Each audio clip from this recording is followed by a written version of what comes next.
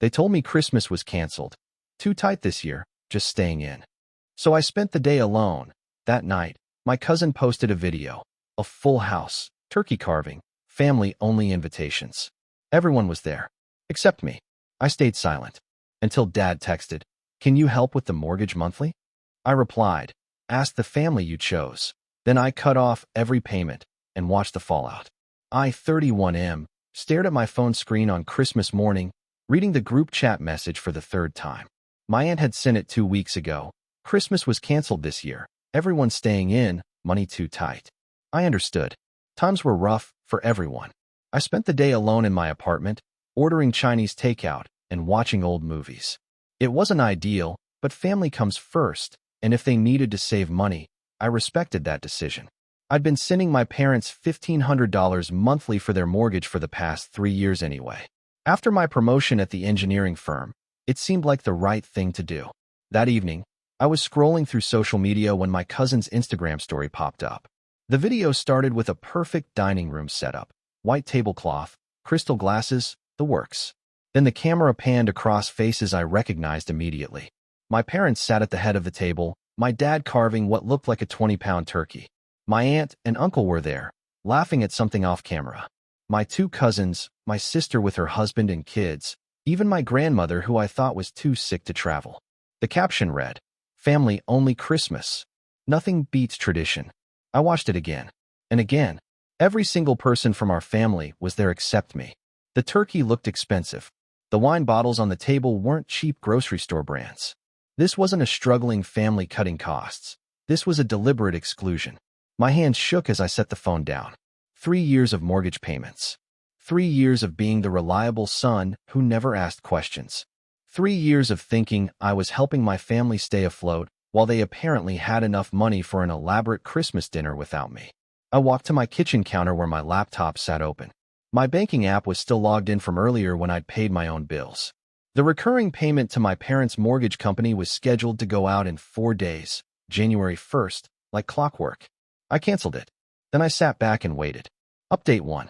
The text from my dad came on January 15th, 2 weeks after the missed payment. He asked if everything was okay with my bank account because the mortgage payment hadn't gone through.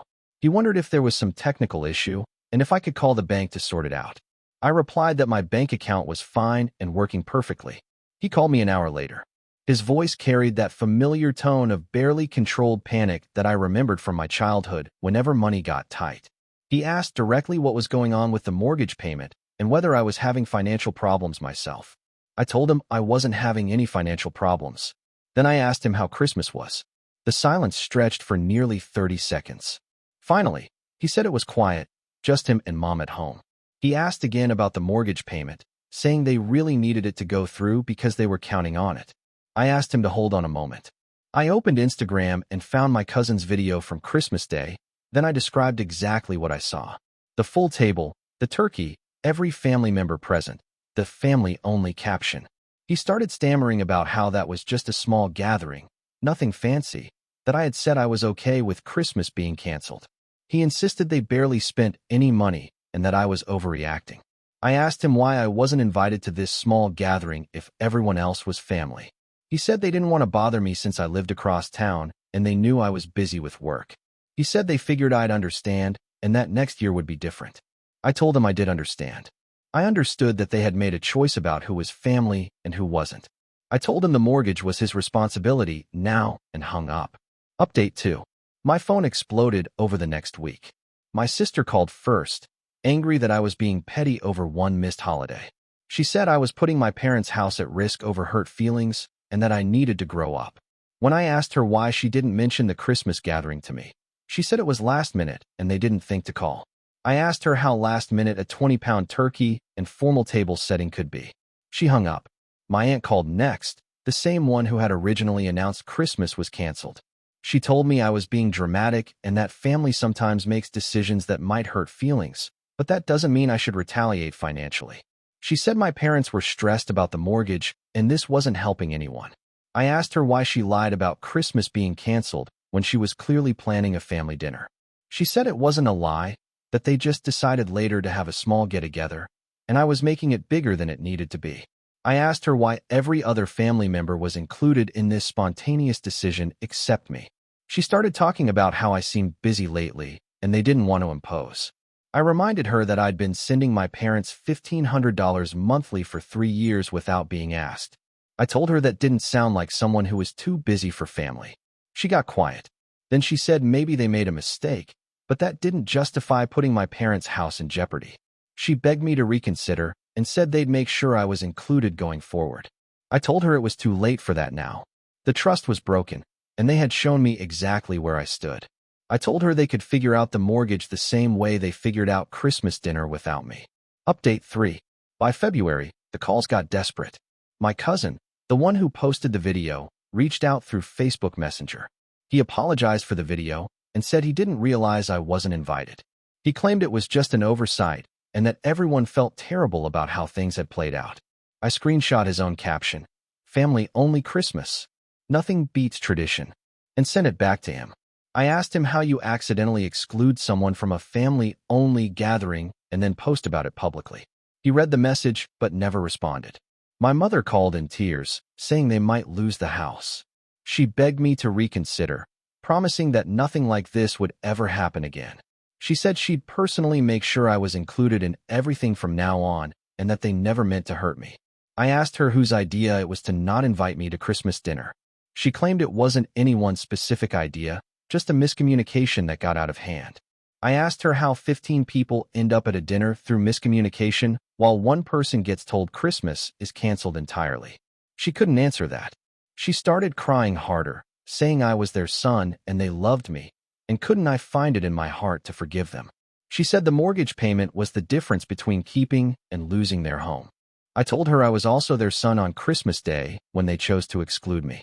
I reminded her that for 3 years, I prioritized their financial stability over my own savings, my own goals, my own financial future. I asked her where that same consideration was when they were planning their family dinner. She promised things would change, that I'd be their first call for every gathering, every holiday, every family event. She swore on her mother's grave that nothing like this would happen again. I told her I believed her. I believed that now that their house payment was at risk, they would definitely include me. But that wasn't the same as wanting me there because I was family. That was including me because I was a bank account. Update 4. March brought a different approach. My sister showed up at my apartment unannounced on a Saturday morning. She looked tired, older somehow. She said the family was falling apart over this situation and that everyone was fighting about whose fault it was. She admitted they had made the Christmas plans weeks in advance. She said the idea was to have a nice dinner without any outside stress or complications, and somehow in their planning, they convinced themselves I'd be happier doing my own thing anyway. She acknowledged how stupid that sounded now. I asked her what she meant by outside stress or complications. She shifted uncomfortably and said sometimes I brought up topics that made gatherings tense, like when I talked about work stress or mentioned feeling left out of family decisions. She said they wanted Christmas to be purely positive this year. So I was excluded because I had occasionally mentioned feeling excluded. The irony wasn't lost on me. She said my parents were talking about selling the house. The mortgage payment without my contribution was stretching them beyond their means, especially with property taxes going up. She said Dad had aged years in the past few months, constantly worried about making ends meet. I reminded her that this was exactly the situation I'd been preventing for 3 years with my monthly payments. I'd been quietly ensuring their financial stability while apparently being seen as a source of stress and complications. She asked what it would take for me to resume the payments. She said they'd all apologized, they'd acknowledged their mistake, and they were committed to including me going forward. She wanted to know what else I needed to hear. I told her it wasn't about what I needed to hear. It was about what I had learned about my place in this family. They had shown me that I was valuable for my financial contributions, but not valuable enough to share a holiday meal. That told me everything I needed to know about how they really saw me. She left crying, saying I was destroying the family over one mistake. Update 5. By April, my parents had put the house on the market. My dad sent me a text with the listing link, saying this was what my stubbornness had accomplished. He said 40 years of memories were being packed up because his son decided to punish them instead of forgive them. I drove by the house that weekend. The for sale sign looked stark against the front lawn where I'd played as a kid. I sat in my car for 20 minutes, remembering birthday parties in that backyard, Christmas mornings in that living room, family dinners around that kitchen table. But I also remembered Christmas Day 3 months ago, sitting alone in my apartment while that same kitchen table hosted everyone but me. My phone buzzed. A text from my cousin, the one who'd posted the video. He said he'd heard about the house being sold and wanted me to know that everyone regretted how Christmas had gone down. He said the family wasn't the same without me and that he missed our conversations at gatherings. I asked him why he missed our conversations now, but hadn't missed them enough to include me in Christmas dinner. He said he didn't realize I wasn't invited until after it was over. He said if he'd known, he would have said something or left himself. I asked him how he didn't realize I wasn't invited when he specifically captioned his video "family only." That implied he knew exactly who was family and who wasn't. He stopped responding after that. Update 6. The house sold in June. My parents moved into a small apartment across town, and the family dynamics shifted completely. Without the central gathering place, the elaborate holiday celebrations and weekend dinners became much smaller affairs. My extended family seemed to drift apart without my parents' house as the natural meeting point. My aunt called me after they'd moved, saying she hoped I was happy with the outcome. She said the family was scattered now, that traditions were broken, and relationships were strained. She blamed me for tearing apart decades of family unity over one perceived slight. I asked her if she thought family unity was something that could be bought and sold. I reminded her that their unity had depended on my financial contribution while excluding me from their emotional connection. She said I was overthinking it, that families make mistakes, and that my reaction was disproportionate to their error. She said normal people would have been hurt, but would have found a way to move forward instead of blowing everything up. I told her she was right that normal families make mistakes. But normal families also include all their members in major celebrations. Normal families don't lie about canceling holidays while secretly planning elaborate dinners. And normal families don't maintain relationships solely because someone pays their bills. She said I'd made my point and won my revenge, and asked if I felt better now that everyone was suffering. I told her I didn't feel better. I felt sad that it had taken a financial crisis for them to realize they wanted me around. I felt disappointed that 3 years of supporting my parents hadn't earned me a place at their table. And I felt validated in my decision because their response to losing my money was to attack my character rather than examine their own choices. Update 7. It's been 8 months now since Christmas Day. My life has changed in ways I didn't expect. Without the monthly mortgage payment, I've been able to save aggressively. I'm looking at buying my own house soon, something that would have taken years longer if I'd continued supporting my parents' mortgage. I've also started dating someone I met through work. She knows the basic situation with my family, but doesn't understand why I don't just apologize and move on. She says family is family, and holding grudges only hurts everyone involved. I tried to explain that this wasn't about holding a grudge. It was about recognizing a pattern that had probably existed for years, but that I'd been too close to see. The Christmas exclusion wasn't an isolated incident. It was a symptom of how they'd always seen me. The responsible one. The provider. The one who'd understand if he was left out because he was busy anyway. Looking back, I can see other times when I was expected to be understanding while others were accommodated. When my sister needed help moving, I was called. When my cousin wanted career advice, I was the go-to. When my parents needed financial help, I was their first thought. But when it came to celebration, connection, and joy, somehow I was often the one who'd understand if I wasn't included or if plans changed. My girlfriend thinks I'm being too analytical, that families are messy and imperfect, and that my expectations are too high. Maybe she's right. Maybe I am overthinking it. But when I imagine going back, resuming those payments, sitting at future family dinners knowing I'm there because they need my money, it makes my stomach turn. I can't unknow what I know now about how they see me. Final update. Last week, my dad texted me asking if we could meet for coffee.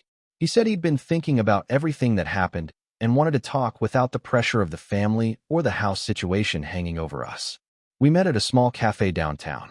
He looked older, more tired than I remembered. He'd lost weight, and his hair seemed grayer. He ordered black coffee and sat quietly for a few minutes before speaking.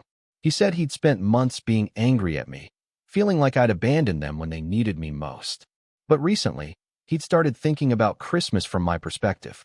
He said he tried to imagine how he would have felt if his family had excluded him from a holiday dinner while taking his money every month. He admitted that the Christmas dinner had been planned for weeks. He said my mother had suggested inviting me, but my aunt had convinced everyone that I seemed stressed lately and might prefer a quiet day to myself. He said in the moment, it seemed reasonable, even considerate.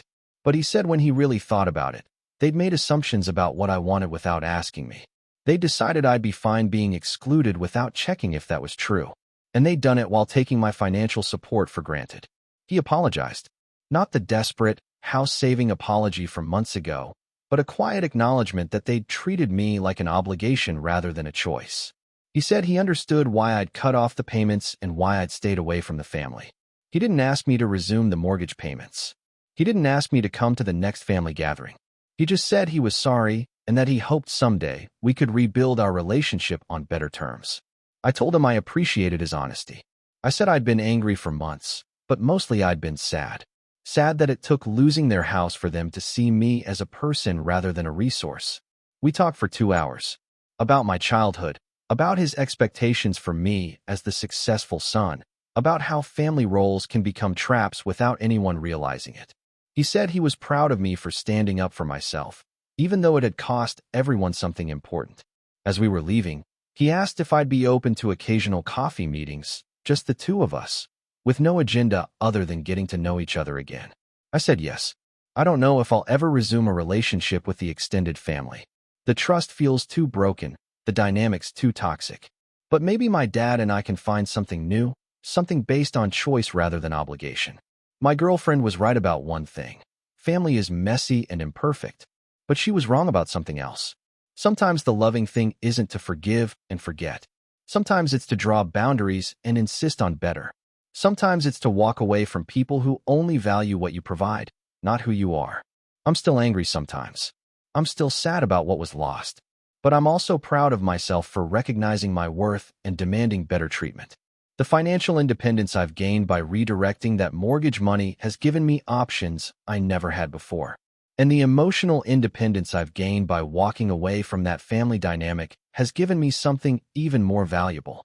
For the first time in years, I feel like I'm living my life for me, not as a supporting character in someone else's story. That's worth more than any family dinner.